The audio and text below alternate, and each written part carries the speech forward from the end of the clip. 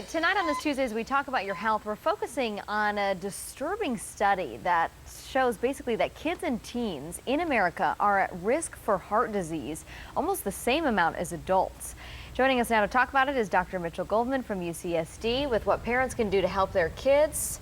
Doctor, great to see you. This study is really alarming. Break it down for me a little bit. It really is. Well, it came out in the journal called Circulation. And what they did is they followed 4,673 teenagers for 5 years. And they did blood tests, tested their cholesterol, blood pressure, etc., and their diet and exercise. And they found a number of very alarming things.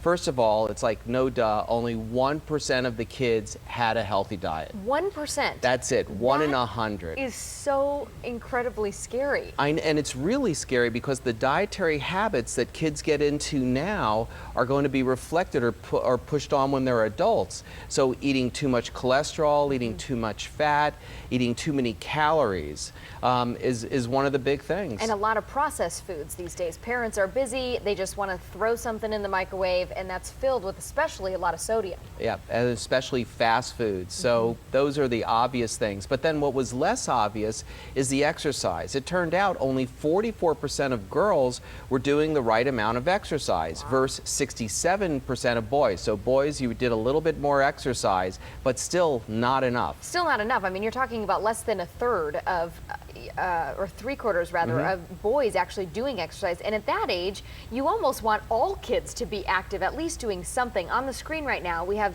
the daily calories and sugar intake roughly. So if you are a parent out there and you're looking at this, Dr. G, you also mentioned that it's not necessarily just, hey, if my kid is between the ages of 4 and 8, they need 1,600 calories. Right, well, that's the recommended dose, but it also depends on how tall the kid is and how much exercise they're doing. So if you have a very active kid that's riding their bike and playing ball all the time, they could actually do a few more calories, but this is the average for kids that are getting an hour of exercise a day and then rest of schoolwork. And then, of course, making sure they have more fruits and vegetables in their diet. Yes, as a future mom, you know well that fruits and vegetables, very important, as well as low calories. Yeah, I'm a big juicer, so I always, for my stepdaughters, always having them juice. All right, let's talk about some of the other 7 factors as far as having a healthy heart.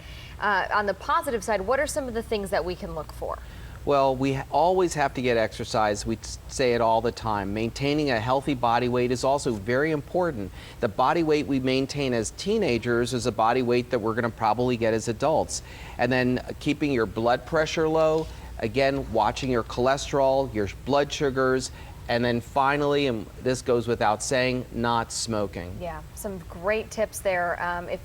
If you're a parent out there watching and that statistic doesn't get to you, that less than 1% of kids are doing what they should be, I don't know what will. So Dr. G, thanks as always. Always good being here. Walter, we'll send it back to you. All right, Jen, thanks.